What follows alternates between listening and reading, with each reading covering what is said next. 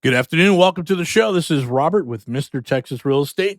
This is the Texas Real Estate Mastermind Hour, which is going to be about 15 minutes. If you've been following us, we've been talking about the market conditions and what's going on. So as of recording this, the average mortgage is 7.49%, the highest this century, I guess we can clearly say, right? So over 20 years now, we've hit some peak highs.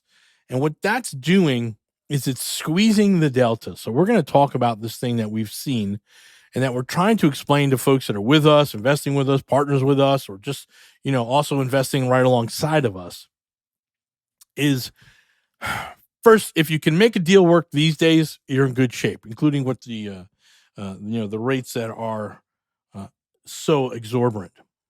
But we went through and we're trying to explain this to folks. We're like, hey, when we first started this 3 years ago, right in the middle of COVID, we're buying houses and the interest rate is around 6 1/8, so 6.125. And again, this is really important. And now the interest rate with points and the type of loans that we take is going to be above 9%. So between 6 and 9 becomes a massive delta on cash flow. And so we know that everyone is going through this because it's not just the interest rates, it's also the taxes, it's also the insurance, it's also their landscaper is now charging an extra $15-20 a cut. The water company is up, right? All these little things have gone up. And what we have found, looking through our numbers, because we have some different syndications and funds, is about 110% delta. What does that mean? Let me put it to you this way. When we bought these houses 3 years ago, the cash flow was $300 a month.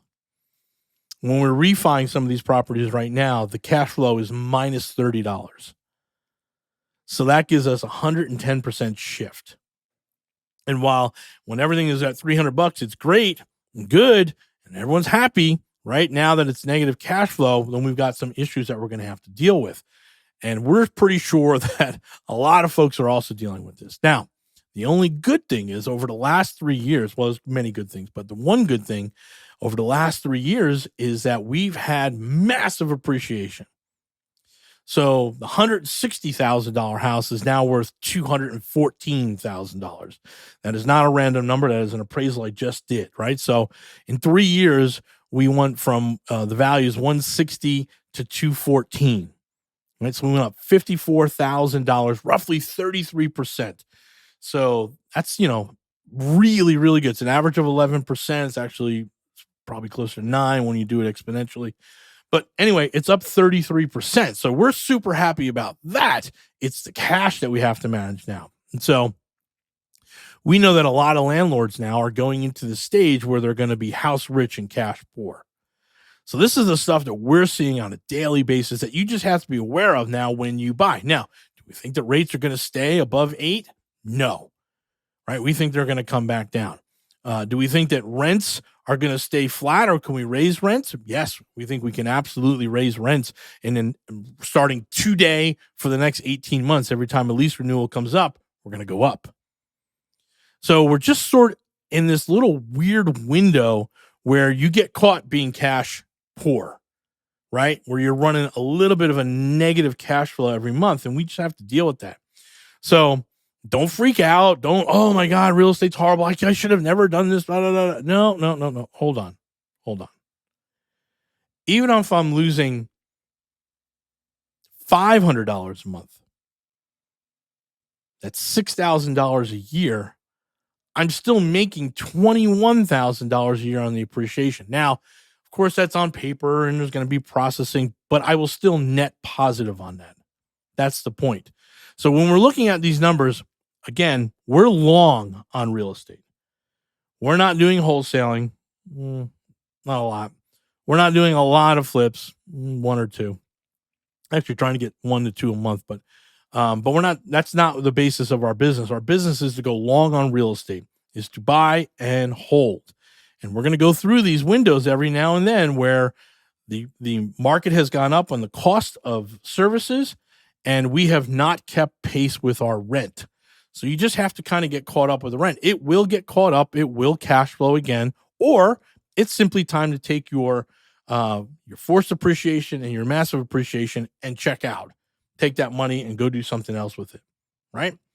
So this is what we're seeing in real estate. For us, it's averaging about 110% delta. And that's significant. And we're going to have to ride this little bit of a bumpy road out to get to the point where, hey, we can get this stuff working. Or we're going to have to go ahead and liquidate some properties and take some cash out and make sure we're covered. This is all part of managing the portfolio. This is, the set it and forget it guys are freaking out. That's not us. We're pretty active with our portfolio, and you should be too. You should be looking at your portfolio every month. You should be checking, hey, what are the expenses? Hey, what's the loan guy really charging me? Hey, why is this number here? And going through all this stuff at least once a month. And we do, almost on a weekly basis around here. But you're going to see this little bit of a delta, and don't freak out. I mean, look at the market. Where are we at? Do we think that prices are not going to go up over the next 3 years? No, we think they're going to go up greatly. There is a massive pent-up demand to buy houses, and we just think that drives up the price. So that little house that I bought is for $160 is now worth $214. I would say in 2025, I'm going to be sitting on about $250,000. That's almost $100,000 right there in less than 5 years. That's a deal, right? That works out great, but we just got to get through, right? So, and Jason's not here. He's in another meeting, but we've talked about it, survive the 25, and we're not joking. Like, hey, we're just going to get through, because once the interest rates settle down, hopefully they will come down. Once they start coming down, they'll come down pretty quickly. But once they come down, that pent up demand is going to push the market back up. Okay. It's going to push the market back up. We know that builders have stopped building. It's a tough market for new homes. So there's going to be a demand out there, and we're going to have the assets. Now, whether we decide to keep the assets and keep moving on this stuff or just liquidate, it'll all be good in 2025. And it's going to be one of those questions that we always ask, right? We say, hey, how many of you guys have been in real estate for the last 10 years? Let me ask it, make sure I'm asking it the right way.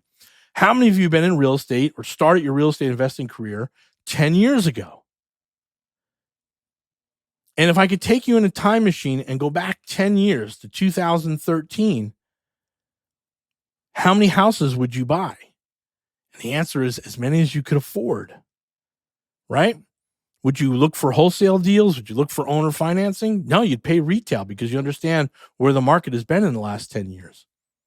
And so in 3 years from now, we're going to ask the question, hey guys, do you remember 2023 and 2022? Do you wish you could go back and buy more deals then?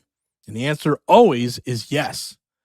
So if you think long and your deal can pencil out for the next 3 years on maybe an interest-only loan, pick a 36-month or a 60-month IO, and it pencils out, then you should be doing real estate, right? You just have to look at it a little bit differently. Now, but Robert, I'm going to lose $30 a month like you're doing. It's like, I get it. But remember, we're long on real estate. So it just may be a matter of time before we can raise the rents to cover that $30. And then while we're doing that, we're watching the appreciation go up 10, 11% on a $200,000 house. Guys, if you're long, you're long. If you're short, then you're liquidating. You're getting out right now. We're long in real estate, and we're long because we understand the way that the market appreciates. And what is hurting us today, right, with high interest rates is actually going to be a boon in years from now. So if you're long, buy real estate. If you're short, sit on the sidelines. We totally get it. Like, we totally understand it. But that's what we're doing. So we're still looking at our properties. We look at our portfolio. We're still very, very heavy into real estate. And we believe that good things are right around the corner here, 24, 25. So again, for us, 18 months, that's a blip, right? It's a little blip on the radar. For those of you that are wholesaling and flipping, that could be a really long time. So, all right, guys, that's all I really want to talk about today. If you can pencil it out for the next 36 months, you should be buying real estate, period, right? Go long on real estate. Thanks, guys. Take care.